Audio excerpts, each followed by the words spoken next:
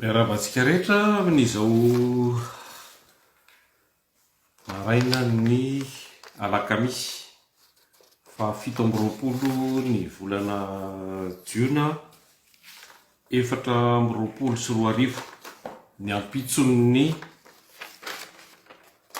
fankalazana ny ataontsika anaty farangisosina hoe fiverenan'ny fahaleovan-tena natao maly iny ka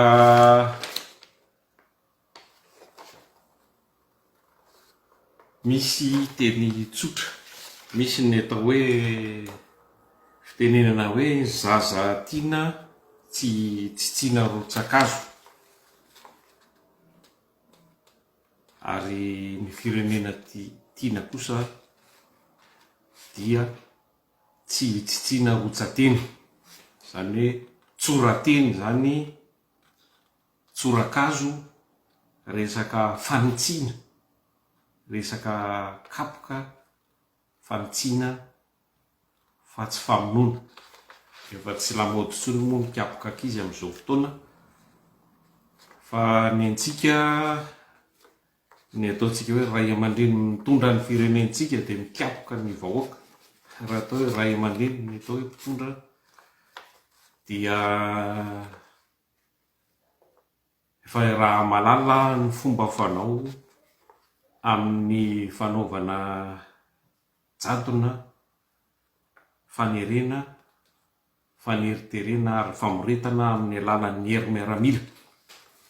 Ka ho asiana rehefa isaky ny misy zavatra tsy norma zany tsy ara-dalàna dia tsy maintsy manao an'izay tsorateny vetivety aingana dia aingana zay ny tena ty resaka hoe mbola mampiditra fa manaraka dia zavatra tsy latsaky ny 2 minitra 2 minitra farafabetsany. Ka hitantsika tamin'ireny fankalazana ny fetim-pirenena izay mendrika tokoa raha jaina zany fetina fahaleovan-tena zany, fa ny hevitra finosin'le fahaleovan-tena no efa lasa mivoana ary potika tanteraka tsy makany amin'izay hevitra fototra ny aingana hoe tena mahaleo-tena ary tena afaka ny firenena sy ny vahoaka malagasy. Hitantsika taratra tamin'ireny hiram-pirenena mivaralila mikorotana ny fitondrana petatoko mivaralila mikorotana tsy ara-dalàna izay manao amboletra ny fitantanana amin'ny firenena amin'izao fotoana. Filoha efa tsy nekentsika ny fitondrana io efa tsy ara-dalàna koa zany. Ty ACC izay amoaka ny valim-pifidianana androany ity dia efa tsy ara-dalàna koa, satria hatrany tampony efa tsy ara-dalàna dia ny ety amin'ny manaraka rehetra dia torak'izany koa, torak'izany daholo. Ka eo amin'ny firenena iray, amin'ny fiainam-pirenena iray, ny zavatra sarobidy indrindra dia zavatra roa ihany, hoy tompoky la Ho Chi Minh, filohan'ny Vietnam taloha izy. Tsisy ny zavatra roa sarobidy indrindra eo amin'ny firenena dia ny fahafahana sy ny fahaleovan-tena. Zavatra roa mbola averiberina foana ireo zavatra ireo, satria rehefa tsy misy ny fahafahana izay fototra izay fahaleovan-tena izay dia tsy hisy novinanoviana zany ny fahaleovan-tena. Zavatra tsy afa-misaraka ireo zavatra roa ireo, tsy afa-misaraka raha zavatra sarisary azontsika omena azy dia tsy afa-misaraka toy ny rano sy vary. Rehefa tsy misy ny fahafahana, tsy misy ny fahaleovan-tena, tsy misy ny fahaleovan-tena dia tsy misy koa ny fahafahana.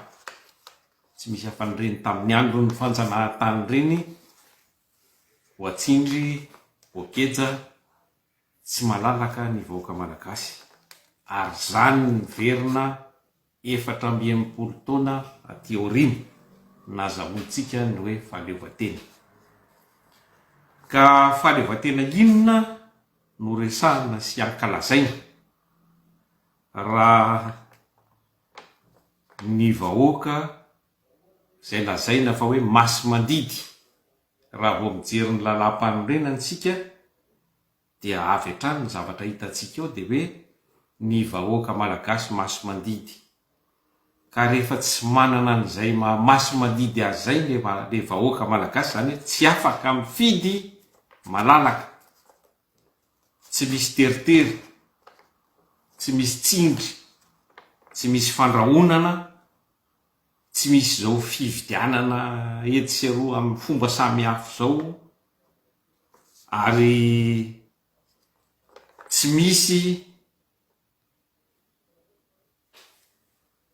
fanitsakitsahana lalàna ary fanilikilihana ny vahoaka amzoany amin'ny alalan'ny lisy-pifidianana na fombafomba samihafa tsy ahafahany maneho zay zoany mifidy malalaka zay.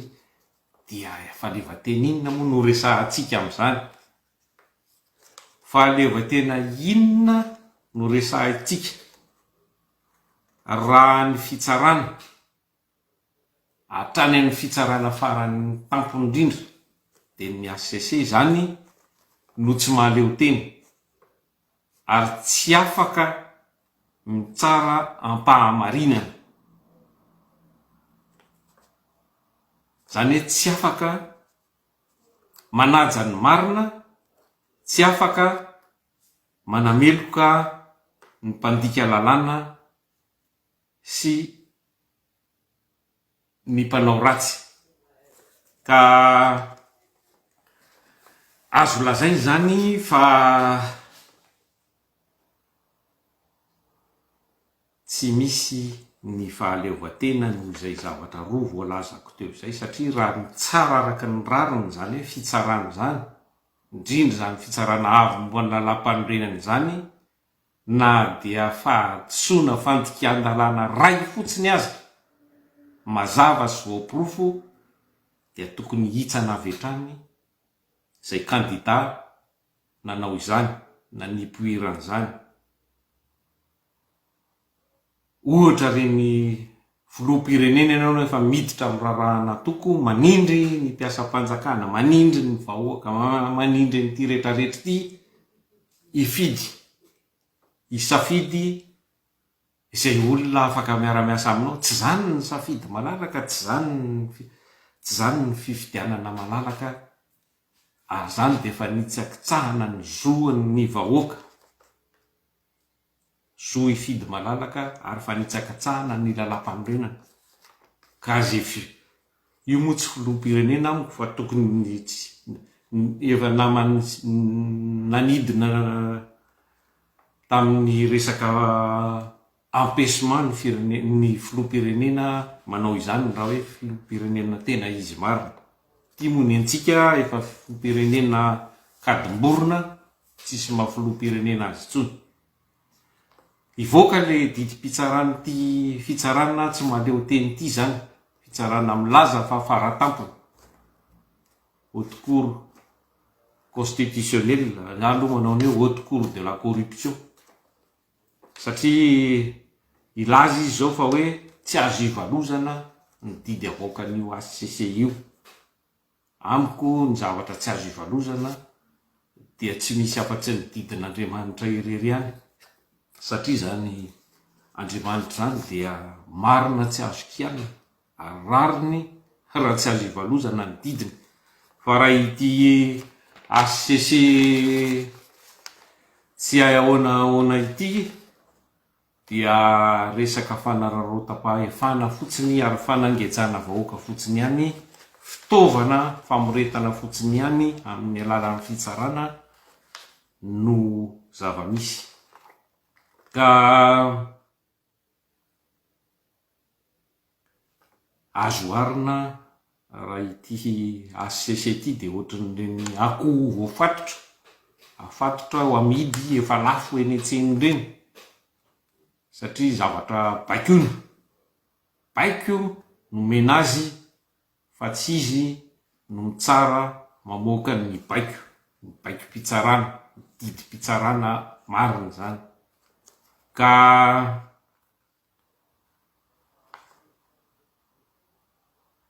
rehefa nogiazina nandritry ny ray volana ny valim-pifidianana dia io hoe ho avoaka amin'ny fomba ofisialy io, zavatra tsy misy heviny na de kely aza satria izany valim-pifidianana lokala zany hoe voafaritra zany olona ray fantatra, kandida ray roa telo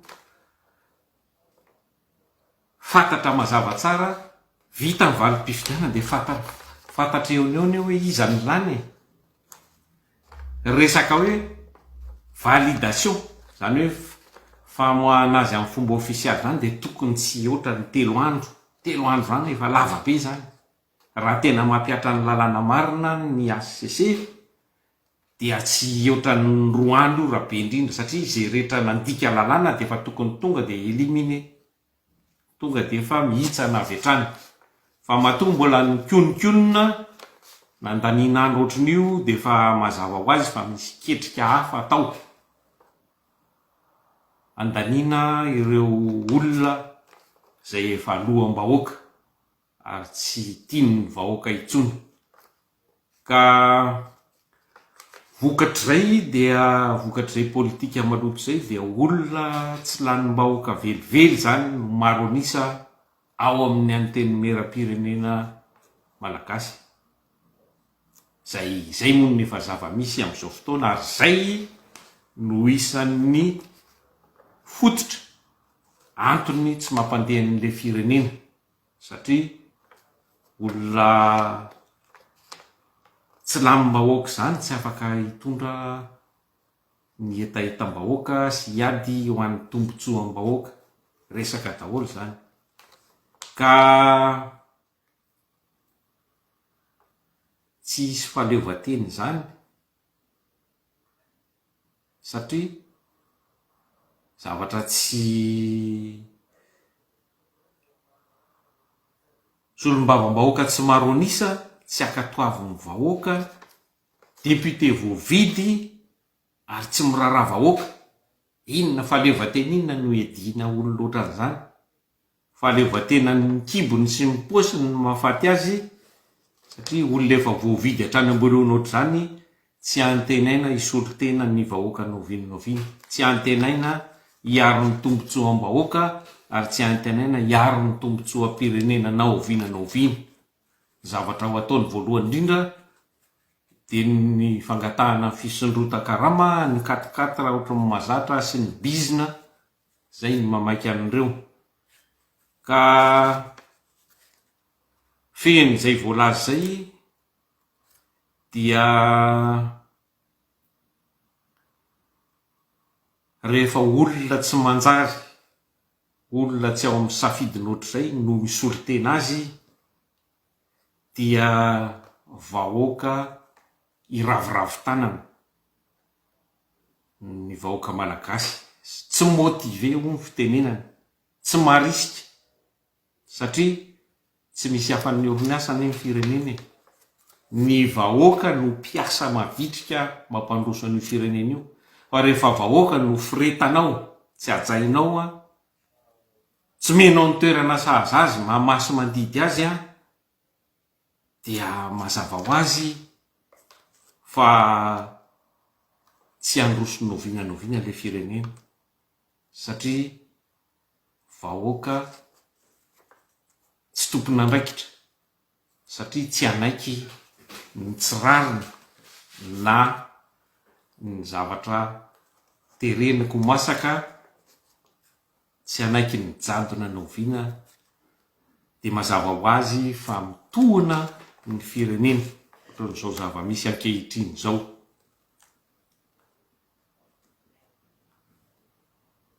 Vahoaka tsy masy mandidy, vahoaka atao anjorom-bala amin'ny alalan'ny fifidianana sy ny alabato dia mazava ho azy fa tsy androso ny firenena satria ny vahoaka no hery velona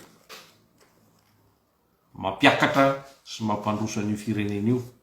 Fa rehefa ny vahoaka ny raisinao fahavalo, itsakitsahanao ny safidiny, tsy rarahinao ary mbola mpiretinao ndray terenao anaiky ny zavatra tsy marina sy ny valim-pifidianana tsy marina, dia mazava ho azy fa hikatso ilay firenena raha tsy hikorotana na hiady an-trano na sanatria hifamono ny samy malagasy. Ka raha ny hevitro dia tsy tokony hanatrika an'io famoahana amin'ny fomba ofisialy, ny ala-batro, ny ala-pifidianana amin'ny fomba ofisialy ataon'ny ACC androany io, raha mbola matsapa tena ho tompona andraikitra sy mbola mijoro amin'ny marina koa ny kandida ny firaisan-kiny izay efa lany, fantatra fa lany taorian'ireny fifidianana ireny. Ka dia verina any amin'ny resaka fahaleovan-tena ihany ny resaka, satria zay mihitsy le votoatin-kevitra, le votoatin-javatra dia ny fahafahana sy ny fahaleovan-tena no tsy misy intsony eto amintsika, ka tsy magaga raha izao mitranga. Ka famaranana dia mila averina sy tohizany ny tolom-panafahana hatramin'ny mandra-pahazo ny tanjona, mandra-pahatratra ny tanjona, dia ny tena fahaleovan-tena marina, ny tena fahafahana marina araky ny tonokalon'ny tompom-pilarado. Dia mazava fa dia mitohitolona mahereza ny vahoaka malagasy, tsika tsy anaiky ny tsy rariny, tsika tsy anaiky ny tsy marina. Ka dia mandram-peona vetivety ary mahereza daholo vavaka ho an'ny tanindrazana mba hisian'izay fahamarinana izay fototry ny fahafahana ary fototry ny fahaleovan-tena izay. Dia mandram-peona indray tompoko lahy sy tompoko vavy.